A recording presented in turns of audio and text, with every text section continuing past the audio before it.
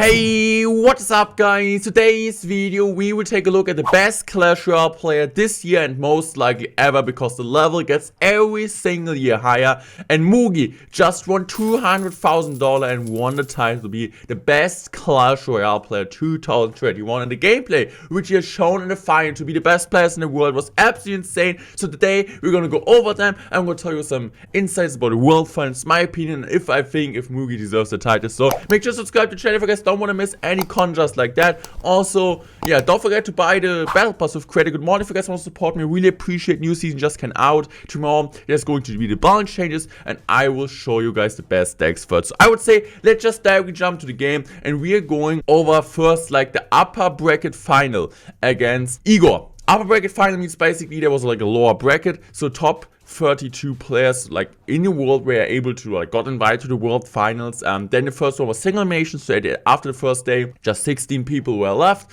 and both of them didn't lose a single game until getting there into the upper bracket final. But also it was a loser bracket after like the first day, so if you lose the first round in the top 16 you're still able to make it to the finals. So double elimination, you need to lose twice to be out, but both of them didn't lose a single game. You need to say Igor Kayazadi here in the picture. Also nice hair, by the way, like really fresh look. I think I should have like also look like that, but I'm really lazy. I would never invest so much into my hair like he does, but looks really fresh. Shout out to him.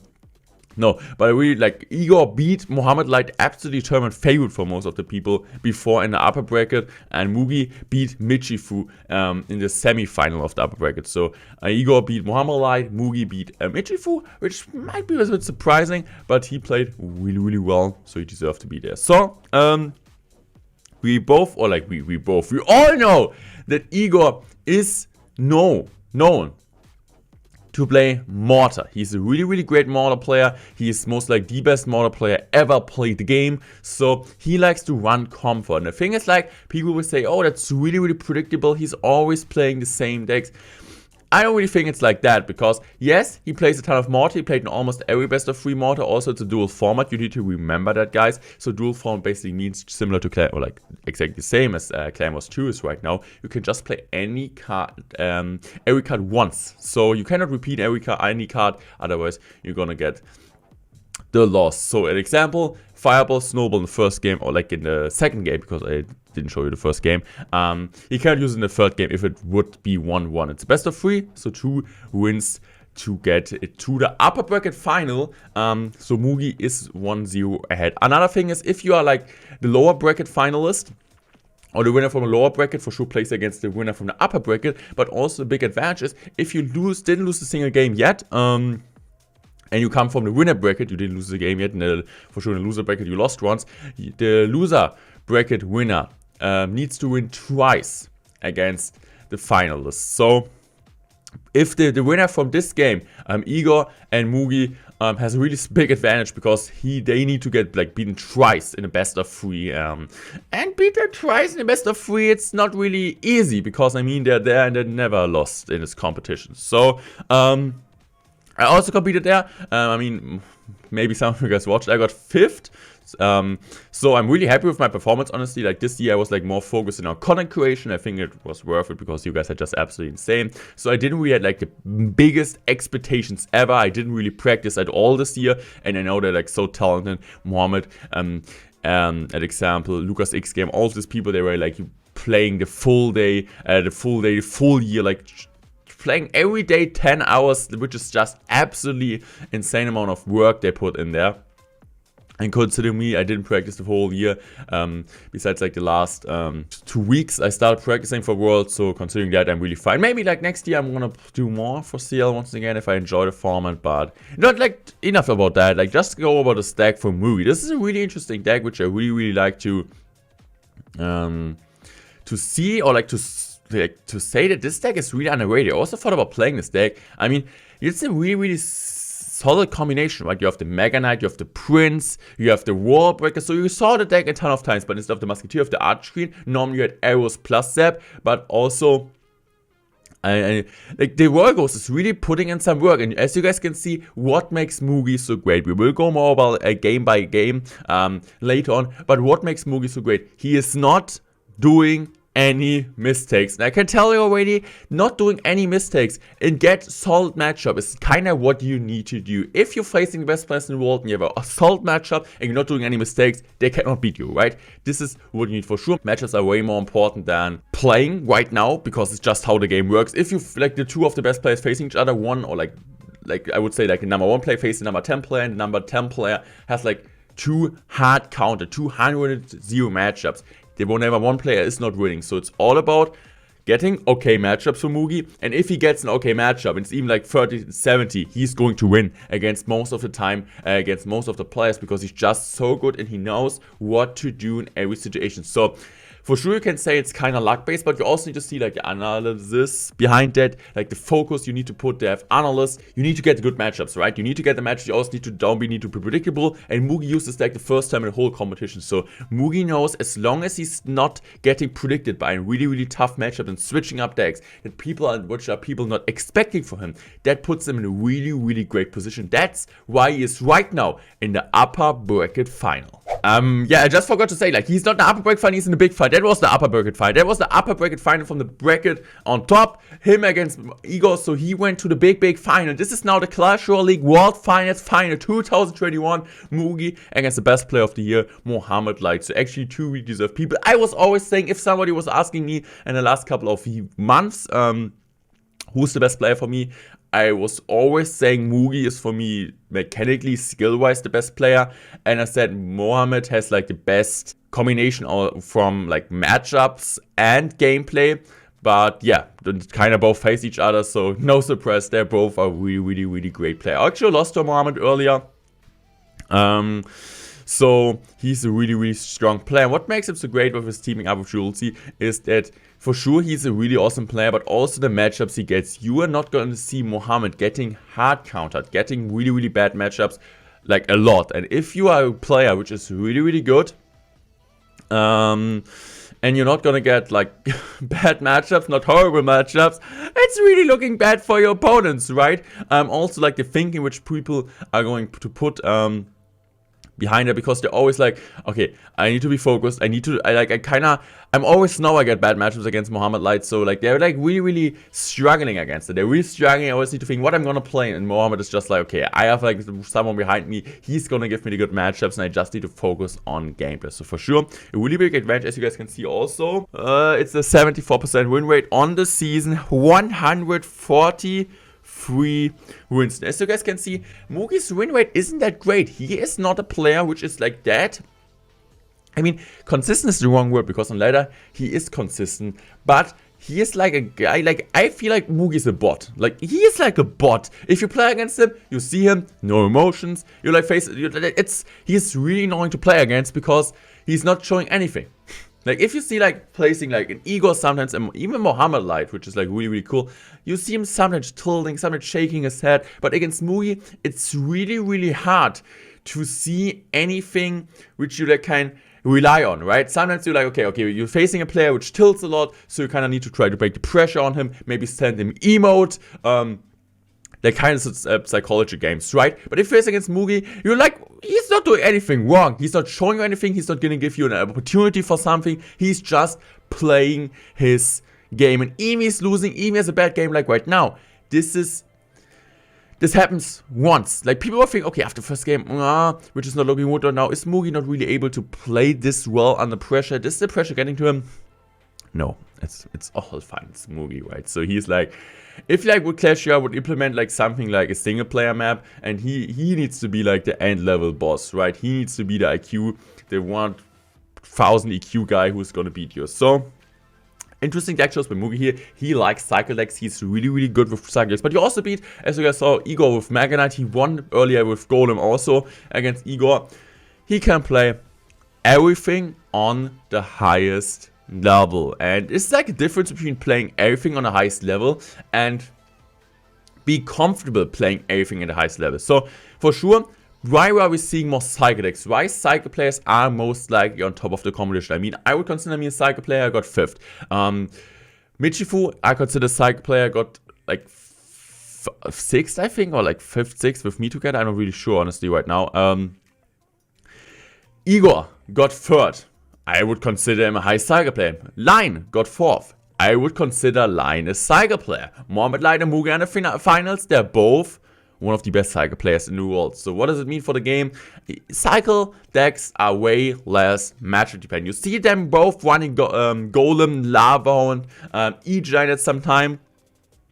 But in most of the games, there are running cycle decks, because while cycle decks, the advantage of cycle decks, they're going to give you the opportunity, the chance to outplay your opponent. You want the opponents to get out. You want to outplay the opponents, right? You don't really want to play the matchup game. For sure, you always want to get good matchups, right? But even if you have a bad matchup of cycle decks, you have still a chance to outplay them in most of the cases. And this is what you want to do. You want to, even if you have a bad matchup, still a chance to outplay them. If you face with, like, an example, like a really stupid example, you face with Golem, an absolutely hard counter, or like with Lava Clone, E-Giant. There's nothing you can do. Doesn't matter how well you play. And this is a position you don't really want to be in. You want to, like, also another thing is, with cycle decks, you're putting the opponent under pressure. He will do mistakes. As you guys can see, Muhammad Light played it absolutely perfect. He doesn't have the best duel answers, but the first really strong Mega Knight Prince was at the bridge.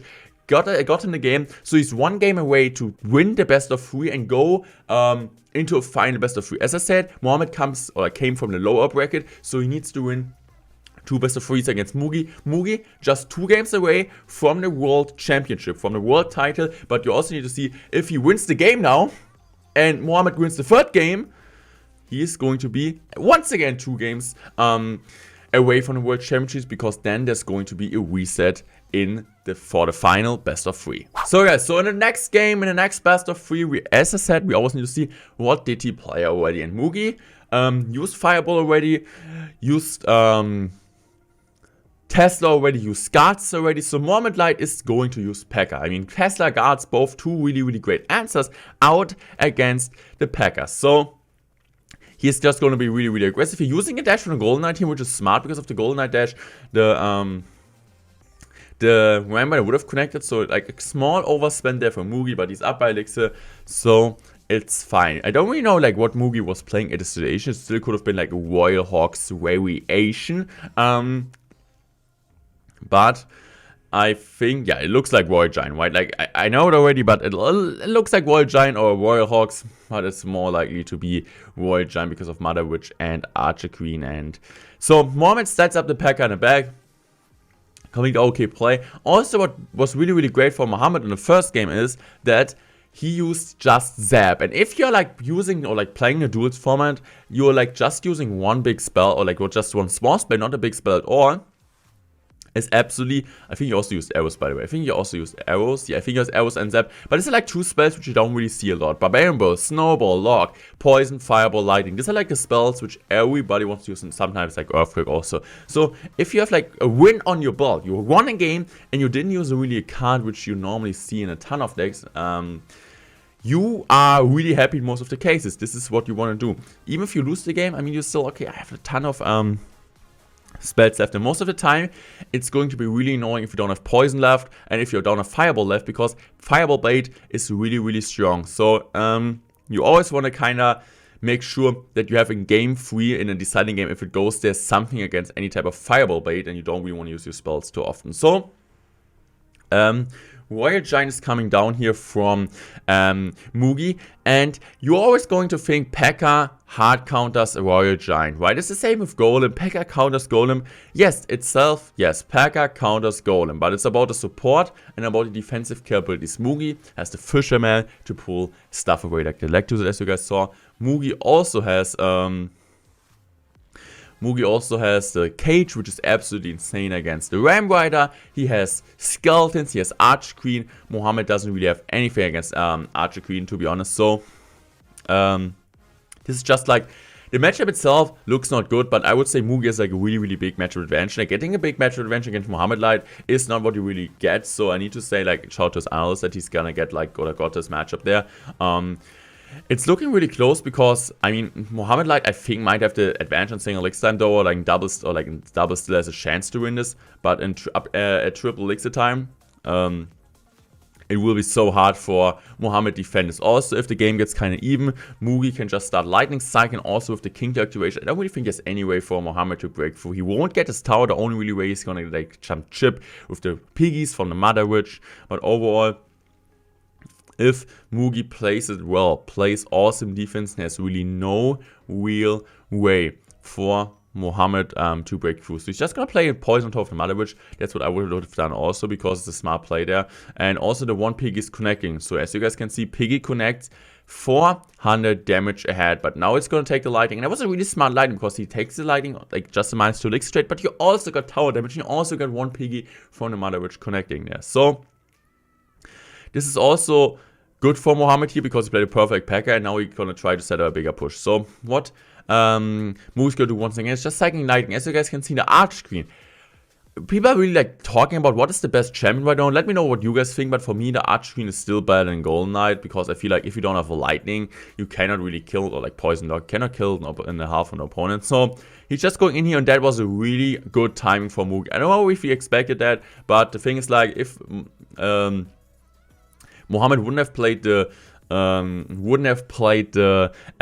in the back, he maybe could have defended that way better and maybe got a counter push out of that. But at the same time he played the Rambo in the back, he just has like 5 elixirs left, and there's no way he gets a P.E.K.K.A down, especially with the Fisherman prediction there. So really well played. 1-1, and Mugi is just one game away to get $200,000. And I don't really think, yeah, $200,000 is really a lot of money. I also said that like I won like $40,000, I would donate half of it to charity.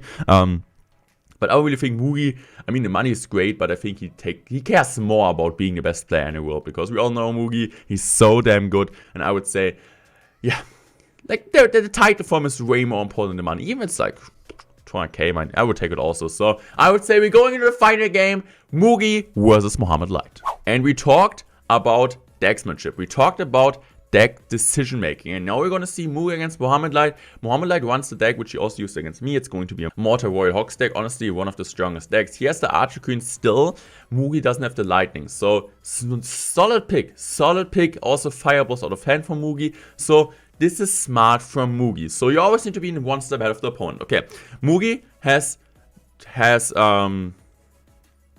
Fireball out, Tesla out, Guards, Bomber, Valkyrie in the first game. That's what he had out. In the second game, he used Cage, he used Lightning. So from Mugi's perspective, okay, he might play Royal Hawks Arch Queen. I mean, all of his counters are out, so Mugi for sure decides to play something with Bowler, which are great against the Hoggies, and he also is going to play Balloon Freeze. Why is Balloon Freeze in this? This is like a really good decision, because Mohammed used this deck before. He used Arch Queen before. Like this Arch Queen, a Mortar Royal Hawks deck. And I mean, he has good answers against everything, like on the ground. And he also has the Balloon. And the nice thing with the Balloon is in this matchup that Mohammed does just as the Arch Queen against, and he has the Freeze. So it was like kind of good pick for Mohammed, but even a better pick in this situation for Mugi. So this is what I mean with the duels format kind of being one step ahead of the opponent. So what Mugi is going to do now is absolutely insane, and you guys need to, like, we're gonna stop here. So yeah, like for me, there's like a really huge mistake. I don't really want to say like Mohammed played bad or something. I mean, this is just what happened. This is a game, and you can learn in everything, like in every single situation. So he played a Night High. I mean, a Night High, it was a smart play, but the Lump, like, you always need to see, like, a Knight isn't a Valkyrie, right? The Knight doesn't have too much HP. So what I was like, would have done, you can play the Knight, but I would have played the Mortar way higher. The Mortar is so close to the tower, because right now, with the Lumberjack still being on the map, he cannot play his Arch Queen, because if he would play his Arch Queen on the right side, she would target the Lumberjack or Barbarian Barrel. If he would have played a Mortar high, and also still would have blocked the Lumberjack at the bridge, the Balloon would have been targeted, yes. And also he could have, like, he had way more positions to play his Arch Queen, like playing it to the left, playing it a bit before the Mortar, because then the freeze wouldn't have been that effective. But as you guys can see, with this kind of Mortar placement, he put him in a bad, like, he put himself in a really bad spot in this situation, because there's no way he can play a great Arch Queen. This was the best Arch Queen base, but this is like the biggest freeze ever. And this is it. This is it. That was the best freeze ever. $200,000 freeze. I mean, great, right? So Kelling had the bridge, and there's no way. We all know there's no way for Mugi to lose this game. He's just gonna Baby Dang there. Baby Dang really, really great. Splash from the Baby Dang plus the Bamber. Perfect defense. And now just 30 seconds remaining. So what Mugi just needs, he just needs to defend. He knows it. He's so he's like just this time away from just like winning the world championship. He's gonna freeze it, and Mohammed's gonna EQ that, and he knows it's over. $200,000. Mugi is the best player ever played the game, and I'm just so excited. Like, he could be like the guy, like with Surgical Goblin level. Even he didn't do this performance this year, but from the gameplay wise, he could be like a guy who's winning like world championships in a row. I don't really know how the format is continue. I'm like really looking forward, as you can see. It's like the first emotion I ever saw from Mugi in my life. I thought like he was a robot, but I'm really happy he isn't. He's like a human like me. But this guy is absolutely insane. I could really think that if he tryhards, if he takes everything that seriously, every single monthly final, every single monthly qualifier, he could be the best player ever. He might be from gameplay wise best player ever, but also performance over a year like Mohammed did this year. But also Mohammed, really great shot, really great guy, and he did awesome this World Finals. So I'm really happy with my performance. Please let me know in the comment section what you guys think about this final. You guys think Mugi is the deserved world champion, and what do you guys think like about Clash Royale Esports this year? Did you enjoy the World Finals? What are like your feedback about it? What you didn't really like? And also, what are you looking for Clash Royale League 2022, and what are the improvements you want to see in the league? I would say I'm out. Thank you so much for watching. Thank you for supporting me. I will be back next year because people are asking me if I'm retiring. Bro, I'm not done yet. I see you guys tomorrow. And next year in CRL. Goodbye.